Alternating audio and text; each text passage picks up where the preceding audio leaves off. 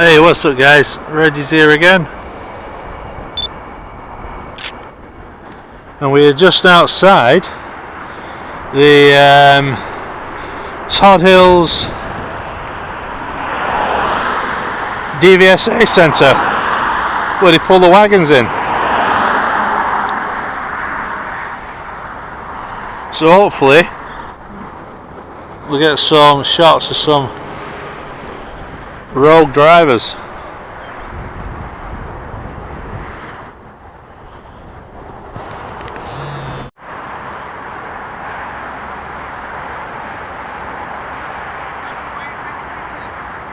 Sorry?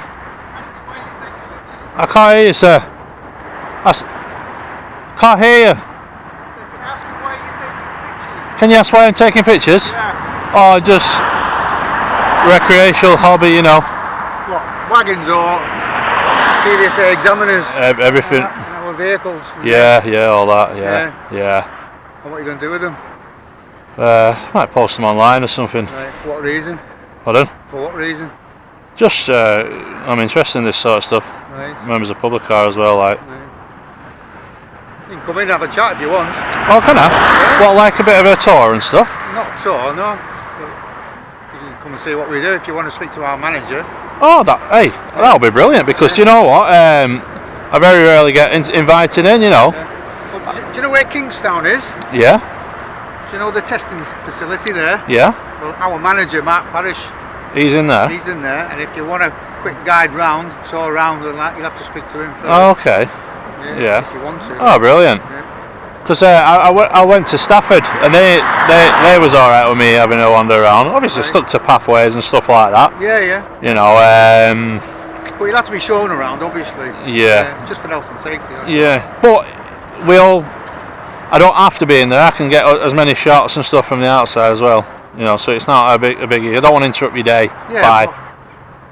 Any personal photographs that you're directing at the staff, I don't think you should be doing that personally. Oh, you can do, yeah. No, not a personal one. Yeah. No, because that becomes personal. No. If you're in the public domain, you have to like create your own privacy. You know. Yeah, but if you're taking a photograph of me and I don't want you to take a photograph of me, then that's personal, isn't it? You can take a one of the area, and if I'm included in there, that's fine. But if you're directly taking a photograph of me, I think you might be on a sticky wicket there, like. No, honestly, mate. So obviously, I'm in a public space now. Yeah. Anything from. So I can take a photograph of you. Yeah, you could. Yeah, and you wouldn't mind. No. So basically, if I wanted. But it's like taking photographs of children, isn't it? So if I'm in a park, let's say, and I take a photograph, and there's children in there, wandering around, that's not a problem. If I direct my photograph at one child, that becomes a problem, doesn't it? No, not really. It does. Yes, it doesn't. Yeah. I'm sure it does. No, honestly. I'm sure it will do. Well, there's no law against it. But there is. There isn't. It's privacy law, isn't No, it? it's not. Not in public. So that's why people get mixed up. You know, we're having a nice talk, aren't we? Yeah. So basically, anything from a public space, Yeah. you can take a picture of, right? Right. So, because I'm in a public space and you're in a public weighbridge, DVSA. Yeah, but if you're directing it just at me or my colleague, I think that might be an issue, isn't it? No, it's not. Honestly, no, But it's not. If you were to take a picture of that whole area there, Yeah. right, and I'm in it, I don't think that's a problem. If you're like zooming in on me, solely me, I think that's a problem. No, it might be a problem to you. No, I think that's because that becomes personal. Then, doesn't No, it? not really. Yeah. I can't go out and just start taking pictures of a child. Can You I? can, yeah. No, I can't. Who said you I'll can't? get arrested. No, you can't. Of course you will. No, if so, say for instance, right? I can't even put a CCTV off my property. No, right. So no, right. So basically, Because that's the courts look at what's an invasion of privacy. Yeah. So out in the public, how the law tends to work is that, look, if people want privacy in a public place, they either tend to put a mask on, or they tend to, like, you know, I can put a mask on then. Pardon? I can put a mask on. If you want to put a mask on so you don't want to be seen, I'm sure the people that we stop wouldn't be appreciated that, would they? Well, no, because look, we went through 2 years. Police don't put masks on, do they? Well, they put COVID mask on, didn't they? And you could. But that's for a reason, isn't it? That's for public health, isn't it? No, but that would probably hide like 50% of your face, COVID mask. So you put a pair of glasses, you're talking 75%. Put a cap on, you're talking 100% of your face then. covered, right? Yeah, and none of them. There was a reason for wearing the COVID mask, wasn't there? People don't wear COVID masks to hide the disguise themselves, do they? No, well, it's a bit. I mean, all right, criminals maybe were using that excuse, stuff like that, maybe putting a COVID mask on to hide the face. But generally, the public weren't doing that. They were just applying the law, basically. No, but what my point is, right? So, when you walk through any city centre or what have you, like in your place here, you are recording at all times here, am I right? Yeah, yeah. And does he have the right to say you're breaching his privacy? No, because we're recording the whole area, aren't we? Well, yeah, at the end of the day, if he's on it, right, and you can pause that at any time on that man's face, right, there is no, that law protects us all. Right. But basically, obviously there's GDPR and stuff like that because of an organisation, but as a personal photographer myself, right, everything I've captured on here, I'm doing it from a public standpoint here, if you get what I'm saying. So basically there's no law against it. I think you're on a sticky wicket for taking like an individual photograph, No, well, personally. If you say... You're public on Facebook, right? No, so basically, are you aware of like Instagram and stuff like that? No. Right, so basically Instagram is probably one of the biggest, it's probably one of the biggest platforms for people uploading photographs of any nature. You can walk into a police station right now, and I bet you get turfed out. Right? In a police station? Yeah, you walk into a police station, and you start taking photographs of the girl or the man behind the counter. Yeah, you can. Yeah. I bet you won't say it. No, I've done it. Do you know what they do? I think personally you're on a sticky wicket because that becomes personal. Then it becomes a personal thing, doesn't it? Like I say, is in a public area, in a park. If I would take a picture of the park and there was children on it, that's all well and good. But if I started zooming in on a child, one child on its own, and start taking a picture of that, I think I would be arrested. Well, no, because it depends. Like, so it's what your intentions is basically. That's what your intentions no, it does because you're taking pictures of somebody specifically of that person. What if that child looks so unique for that moment than any other child in the park, right? Well, what if it just doesn't look unique? And what if that was an award-winning photograph that photographer took of him or her? Well, you still have no right to take a picture individually. You do, like, honestly. I don't think you do. Yeah, I got a few of you while you're over there. Yeah, like. I know you did. Yeah, I know you're pointing at. And as soon as I moved out of that driver there, you pointed it at me again. That's why I come across. Yeah, but you see, you didn't know what I was after in the shot, did you? I don't know what you're after, no. Yeah, I know it's pointing towards me. Yeah, but if I can see the lens has got me in it. Yeah, but it's a 28mm doesn't matter. lens, so basically... If I can see that lens... No, I know what you're saying. Yeah, I've got a camera very similar to that. So if I can see that lens, I know I'm in it somewhere. Oh, you are in it? Yeah, 100% in it. And I haven't got a problem with that. Have you not? No. But that's what I'm saying. Hey, mate. But in that area, I've got a problem with it. Yeah? Yeah. But if you were to zoom in on me, just me alone, I would have a problem with that. Would you? Yeah, personally. Why? Because I don't think you've got the right to do that. Under my rights. You obviously, when you walk up to a man, and with a man with a camera, and it's a bit. Have a chat with you. No, I know, but you've just come to make an inquiry. Why, Yeah. So basically, end of the day, it's good for you to know. If you walk away at the minute, you've got a problem with what we do, like. No, that is a thing. Right. I've been to a couple of places like this before, and they have been jobsless with me.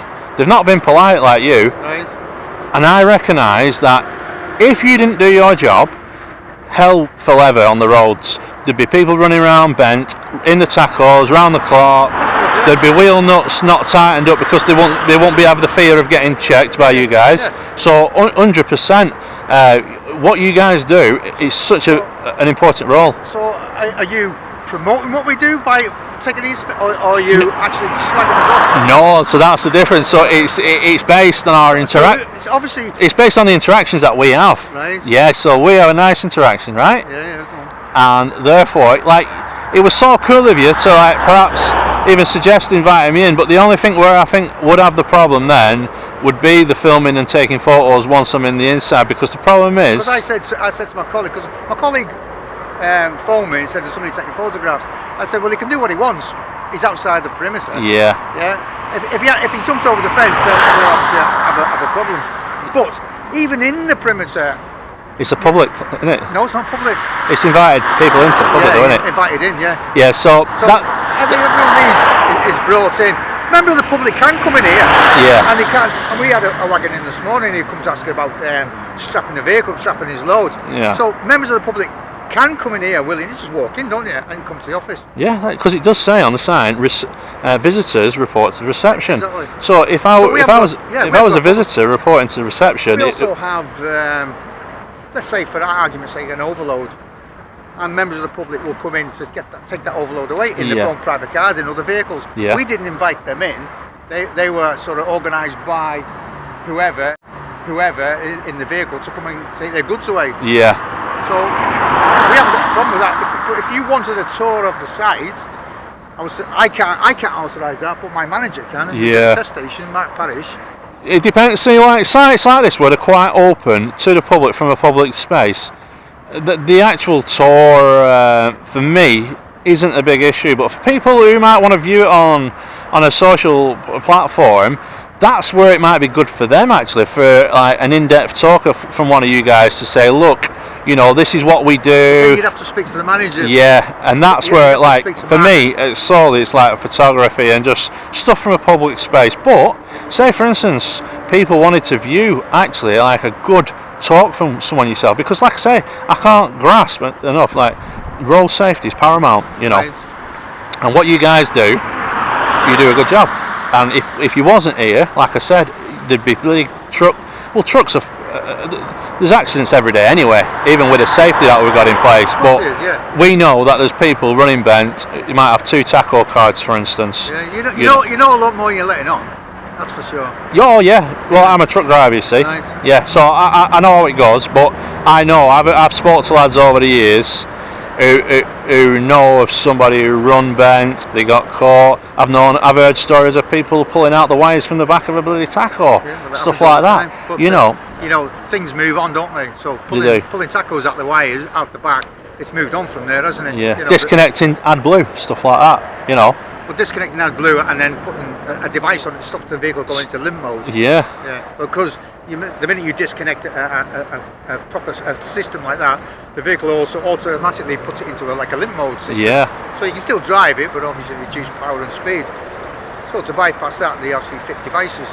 But it's not all about making money, is it? Sometimes it's also about saving money, because the cost of repair for an AdBlue system could be thousands. Yeah, that's right. And the device you can buy on eBay is 20 quid. Yeah, I know. So, yeah. But so it's like public. A lot of members of public might not know what you're doing because not everybody's not a truck driver or has knowledge of transport. We quite often get vehicles in here, members of the public. Let's say for argument's sake, say now it's on a house removals. They hide the van down in Liverpool. They're moving to Lockerbie or something. They're overloaded. We bring them in here. Haven't got a clue. Yeah. And we have to explain what we do and what. You don't get fixed penalties, obviously, but they obviously, for road safety side, they have to remove the load, the excess weight and stuff. One of the big criticisms a lot of people have is not so much with you guys, is with the police in regards to enforcement, because where you guys have been fair in the past with people and said, look, you know, if you can sort this, it doesn't leave this site until it's sorted, what have you, in my opinion. People have not always ended up with a fine or what have you, but what we recognise with a lot of the police do, it's just go straight to fine, because like you say, lack of knowledge brings a person into... We have a slightly more pragmatic approach, especially where civilians are, not so much civilians, should we say. People are not in the trade, so you've got your general public, people like moving house and stuff like that. Yeah. You've got farmers, haven't got a clue, they've got a tatty old trailer with no brakes on. Yeah. So we wouldn't issue fixed penalties to make people like that. But where people are in the trade and they should know, or probably know better, then that's part of the education. Yeah. Education is the fact that we do issue a fine, and hopefully they don't break the rules again. Yeah. I mean, if I get caught speeding tonight, I'll watch my speed for a long time, won't I? Yeah. That's education, isn't it? Yeah. I shouldn't have got caught speeding in the first place, but if I do, then I have to watch my speed now from now on, because I don't want another 3 points on my license. Yeah. But that's what the general consensus I've heard from other drivers. Not always is as you guys been so tough on trying to, bring the drivers, into a bad spot with taking money off in that respect. It's more like, wanting to see the safety of the vehicle, you know. But on the same token, we have to take a consistent approach as well, don't we? Yeah. So if we find one driver for, let's say, for argument's sake, having a bald tyre, we should be finding every driver having a bald tyre. But if I look at a tyre and I say there's a bald patch on it, then he might have missed during his water on check. Yeah. I'm not going to issue a fixed penalty for that. No. It's still get prohibited. Yeah. So the vehicle's unsafe to go on the road. Well, I had a prohibition on a inside tyre of low loader when coming back from BTOC some years ago, and basically, not BTOC. Oh, right. And basically, I mean, I had a dozer on night before. Right. A big D8, and thinking about it, this is the only way it could have happened, I reckon. So on the inside, my tyre had flapped, come away from the. Oh, delaminated. Delaminated away, right now. Quite often, yeah. Well, I did. So obviously he pulled me in. On my walk around checks in the morning because I'd dropped the D8 off. I'd missed that on me walk around checks. Now. Or it could have happened during your. I doubt it would, because I remember when I did the 180, when I screwed it round, I'd say it was a bad manoeuvre, but I got down a one-way street where I thought it would have been loads of room, and there wasn't. So I screwed it round, and I reckon once I've got rid of the D8, and then started making my way back down south, when they pulled me in, the guy was bang on with me. He says, "I tell you what I'll do." He says, "Just." What's his name? Crawford. An older fella with grey hair. Can't remember. Curly hair? Yeah. Old fella? Yeah. He might have gone now. But how long ago was that? It was a few years ago now. Because there's a lad called Crawford, and he's quite alright, you know, if you meet up with him. Yeah. We don't chuck fixed penalties around just for willy-nilly. No. There's got to be driver culpability. But he just said, look, get your tyre man out, get it changed, and you'll be on your way. But he must have issued paperwork for that though. Yeah, I think he PG9'd it. Until it. Which is what we have to do, because we have to stop that vehicle from going on the road. So we have to issue some paperwork to stop the vehicle. But again, he's took a pragmatic approach to it, and he said, well, that's not driver culpability. That could have happened today. You know, a low loader. You know, you're not expected really to get on your hands and knees and scrabble around on the floor. No, because it's visual, isn't it? You know, and you do it. It's visual, but it can be better by some drivers. Yeah. But obviously, if something happens and we can't say that was bald when you. So let's say for argument's sake, it was smooth as a baby's bum. Yeah. Then that hasn't happened on your today's journey, is it? No. And even on the inside tyre, you should have maybe spotted that. Yeah. If the tread's coming off, that could have happened 10 minutes ago. Yeah. But if you, I'll say, I've got to go back in a minute. Finish my brew off on that. If you want to look round the site, or whatever, is to go to Kingstown there, go to a testing station. A guy called Mark Parrish, he's our senior. Speak to Mark, and he'd be more than willing to probably bring you around. But that fella, he wasn't interested in going deep into my tack or like that. No, because what it is we've got sort of two trades here. Yeah. So there's three. So there's a stopper, right? So basically, I'm stopping today, but I'm a vehicle examiner. Okay. So my job is to look at the mechanical side of it. Yeah. Yeah. The other person, the lady, she's a traffic examiner. All right. And she looks at the tachograph, overloads and stuff like that. So we're two different trades. Yeah. So we do two different jobs really. So the mechanical side, I wouldn't start looking. Well, I can, but I wouldn't start looking at traffic side, examining, you know, the tachographs if I've got a traffic examiner on site. Yeah. Yeah. Okay. So that's probably why he didn't look at your tachos. Right. Okay. He records you as a mechanical inspection only. Oh, mechanical. Okay. Yeah, mechanical. All right. No worries. So so if there's a TE on site, then again, depending if they're busy, because we've had 3 wagons in here this morning, and she's only looked at 2 of them. Because the other one I did a mechanical inspection on, and he went out of here, but she never had time to look at him because she was dealing with a foreign person. So it all depends if she's got the time to look at it, because we don't like holding them back from the day. unnecessarily. Yeah, I get that. The worst thing you can have is a wagon on here for an hour, and then we wander out, 2 of us wander out, and we start looking at the mechanical side and the tachograph side, and then he's here for another hour.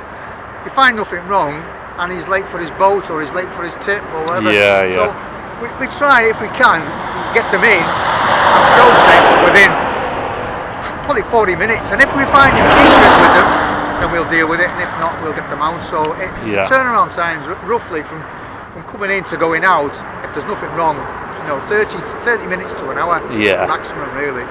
Start finding. And one more question, because people are a bit vague about this. Is there a certain distance that you can pull someone back from, or if they miss the junction or something? I think don't quote me on that. I think we could be looking at about 5 miles. 5 mile. All right. So from here to Gretna, is about 5 miles. Okay. So if we have a fail to stop for whatever reason, he hasn't seen us or whatever, we go to Gretna, and if we can get him stopped at Gretna and we'll tell him to come back here, that's the 5 mile that we use. Okay. If he decides he's going on further than that, it's police. Oh, brilliant. Right, well, thanks for your time, my friend. Right. Have you been stopped over 5 mile, have you? No, because like you know, among you're on a bit of a fishing exercise, as well. No, you know, amongst drivers you talk, don't you? So some go. A lot of drivers seem to think they know it all, and I must admit, I put my hand up. Sometimes you misinterpret a rule or a law, and then you go on a tangent thinking that you're right, and we're not always right, are we? Why don't you come and clear it up? Obviously, you've got maybe an issue somewhere. No, there's no issue. No. Why don't you come and clear it up with us? Yeah. Because I'm not saying everybody's wrong or everybody's right, but there is always differences throughout the organisation. Same with the police. Yeah. You know, you'll have one police force will do certain things, and one police force will do another thing. Yeah. And the two supposed to be the same, but there can be discrepancies between them. Interpretation, isn't it? Really. Well, that's part of it. Yeah. Grey areas and stuff like that. Yeah. But we always encourage that if there's a problem or an issue, the person will come back. I can clear mechanical issues. Yeah. I can show you the documents. I can't show you legislation because legislation is a bit difficult. Yeah. But I can show you the documentation that we use. Yeah. How we've come to prohibit your vehicle that you're driving. Okay. Because we have to use what we call the Cat of Ds. What's that? Categorisation of defects. All right. So all the defects that are on that we can prohibit for are in there. Right? Yeah. Unless there's something in there that's so serious, that's not in there, we can then change the wording. Right. But nearly 99% of the defects are covered in there. Okay. It's very, very rare we ever find anything that's not in there. And we have to use that categorisation defect before we prohibit. Right. And there's a rule on whether they can be immediate, delayed, or even inspection notices. Yeah. So if they don't fall into the categorisation of immediate, then generally it's delayed. If they're not even delayed, then it's an inspection notice. Right, so it seems like you've got a thorough system to adhere to then, doesn't it, in that regards? We have to, don't we? Because we are accountable, aren't we? Yeah. I mean, we're stopping vehicles through the operating system, yeah? Yeah. We're putting prohibitions on for hauliers. Ultimately, that haulier, that operator can then have a visit to the traffic commissioner and ultimately lose the licence. Lose the licence, yeah. Driver conduct as well. Drivers can then go in front of the traffic commissioner and also lose their vocational licence. Okay. Yeah. So if let's say we had an angry driver on site, very threatening, and decided to assault one of us, we could report him for driver conduct. Not only get arrested. Well, and he could have his licence revoked through that, just for his behaviour. So your heavy goods licence that you've got, it's a vocational licence, and they can remove that entitlement. That's right, yeah. It's a bit like your driving licence. No, they can't attack your car. No, but your driving licence, in a way, as a free man, you can, you can be walking down here, not suspected of committing a crime, and the police can't demand to see your details. But as soon as you jump in a vehicle, Road Traffic Act applies, and if they pull you over, you have to show them your driving licence. So if you how do you mean? So you're saying that if you're walking down here, police stopped you, they couldn't ask your details? No, they have to suspect me of committing a crime. Why? They can't, because that's our freedom, that's our rights, and it's always been the case, But the issue with in Northern Ireland, it's a little bit different because of like terrorist-related stuff in the past. They've got an act that allows them to. But they can't just abuse it. They've got to have a reasonable suspicion that, that you must be up to something untoward. But here in England, like England and Wales, Scotland's got a few laws that are a little bit different to ours, but they're pretty much the same, But as long as you're not doing any harm to anybody, the police can't demand your details whilst you're just walking the land. But as soon as you jump in a vehicle, it's all a different kettle of fish. So how can they demand your details, right? Under the stop and search powers then, with no suspicion. No, but under stop and search powers, right? Basically, from my understanding, section 43 of the Terrorism Act, they can't demand your details, but they can do the stop and search if they have but they've got to have reasonable grounds again. But for them to do a stop and search, they need to take your details. No, they don't. Because they've got to record it, haven't they? No, but you can ask for a copy of the search, and you don't have to give your details to it. Oh, I didn't know that. They've got to give you a copy of the search, but you don't have to give them any details. But do you know the Met, year upon year, I'm sure last year's figures, don't quote me exactly, but I'm sure it was £1.5 million they paid out, just the Met, through failed stop and searches. You know, like it was a terrible situation. A young black lad carrying a basketball. He fitted the description of someone else who might have been carrying. Because he was black. Yeah, and the amount of times this young lad would keep getting pulled, just because he's a black lad. Yeah. But that happens all the time, isn't it? And a lot of people abuse that, don't they? Because all they're doing is targeting black people. Because you know, there's criminality between whites, blacks, Asians, whatever. Yeah. It doesn't really matter. So to target black people, they're just using that excuse, really. Yeah. I suppose it could be the same in other countries where predominantly black and you've got some white people walking the streets. You might get I mean, I'm not saying it's racist, but it points in that direction, doesn't it? It does, and there has been elements of racism that have been fished out of the net. So, with all fairness, they can't say that there hasn't been elements. But you're right, if like-minded people, if you went to another country and you was like say a minority across the breadth of the country, perhaps it might be the same. But it's we're in different days now, aren't we? Like everybody's accountable now. It doesn't matter where you are and what you work for. You're all accountable. There's that much CCTV, people taking photographs, mobile phones. I mean, I've been photographed hundreds of times. I haven't got a problem being photographed in a general area, but I would question taking pictures of me. Would you? I would question that. You seem to know your stuff. Yeah. Obviously research this somewhere. Yeah, well that's it, because our aim is not to break the law. Don't get me wrong, sometimes if you're put in a bit of a tense situation where tempers flare and stuff, sometimes you might not be able to think clearly and stuff, and then you might not get your words out right or whatever. You might lose your temper a little bit, but most of the time it's best to remain polite, know what you're talking about, just keep it civil. Like we've had a discussion today, but also I was having my tea. This was crazy. I was having my tea in a shop in Manchester on the weekend, right? Yeah. And I was actually filming myself on a time lapse, polishing this scran off. And I looked up for a second, and there was a chap taking a picture of me in the shop window against he had some stuff thing that was blowing out to invite people into the shop. Right. As I looked up, it was clear that they wanted to get me in the shot with this, right?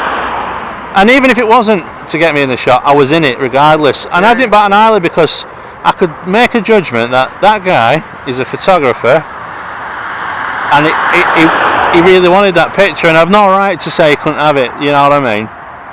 Well, I would question, personally, I would question it. Would you? Yeah. I mean, you seem to know your stuff. You obviously researched it.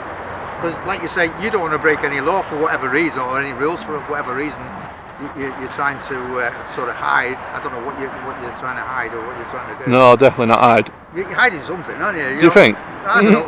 So, why are you here taking photographs? It's not just to put it on Instagram or on Facebook. Well, there must be. There's obviously a goal.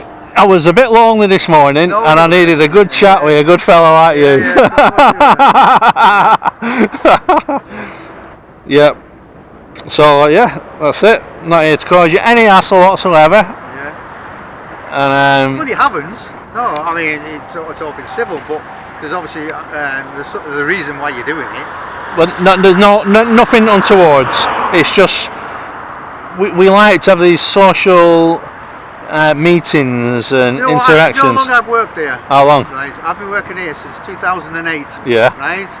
So that's 14 years, and nobody has ever come to this fence with a camera and started taking photos. Have they not? No. No, never. You I'm the first. Not that I've seen. I feel bloody honoured. There is a reason to you being here. I don't know what it is. Maybe we'll find out. But, yeah. Maybe you're just a disgruntled driver. Maybe you've been prosecuted for something. I don't know. No. I know a lot of drivers who have told me a lot of stories. Can't always trust it word for word if you're not there. We always say to a driver, never believe that the round the table chat from other drivers. No. You'll go straight. Big step. No, but hey, that's one thing for sure. I'm definitely not disgruntled or anything like that. DVSA have never done me a bad turn, and I can promise you that. Never done me a bad turn. I've not even been fined personally off the DVSA. Yeah. And to say, for instance, I'll tell you what happened once. I got pulled in on the way back from finding out that my granddad passed away through COVID. Right. It was one of them things. There was low pressure on at tyres. That's what he spotted, and it had to be done. Yeah, but you wanted a way to be close to your granddad. Yeah, it is what it is. I know, but you know. we've also encountered a lot of. How many people could lie to you and say that they've done that? Yeah, exactly. You know what I mean. I'm in a rush because me. Yeah. Whatever. And I don't expect, because I bet you've heard every excuse on that book, haven't you? Well, as soon as something new comes out, there seems to be an excuse for it. Yeah. So as soon as COVID came out, I mean, we had drivers coming here coughing in your face. All right. And you don't know if they got COVID or not. Yeah, it could be. And because COVID was what it was, I know we know that COVID it wasn't as bad for the likes of me and yourself, maybe for the elderly and the infirm. And yeah. With, you know, other illnesses and that. So, because I've had COVID and I didn't really suffer from it, but at the time we didn't know whether it was going to kill us or not. No. I worked right through the COVID. Yeah, same here. I never got any time off. No. So yeah, and the drivers are coming up using that, just so you didn't check them. Yeah. And then, funnily enough, when we did check, then they ended up getting parked up because yeah. they were breaching the driver's hours. That's the one. So yeah, if you want to talk. So you go? Is that where you go, then? Kingstown. You know, the testing station. That's the old right. Testing station. Yeah. We don't test anymore, do we? No. They're all at ATFs now. The old testing station. If you were to go in there, there's a. So as you drive in, it's a one-way round the other side. There's a bell, there's a camera, and if you want to speak to the manager, press the button, speak to the manager. Should be Mark. Nice fella, and just say, look, I'm interested in having a quick tour around your site as a possibility, and I'm sure he will be. Yeah, and one last thing before we go, could you pull my finger? Why is that? Go on. What reason? Go on, please. You want to fart? Yeah. Well, you fart. No, you take care, my friend, right? See you, buddy.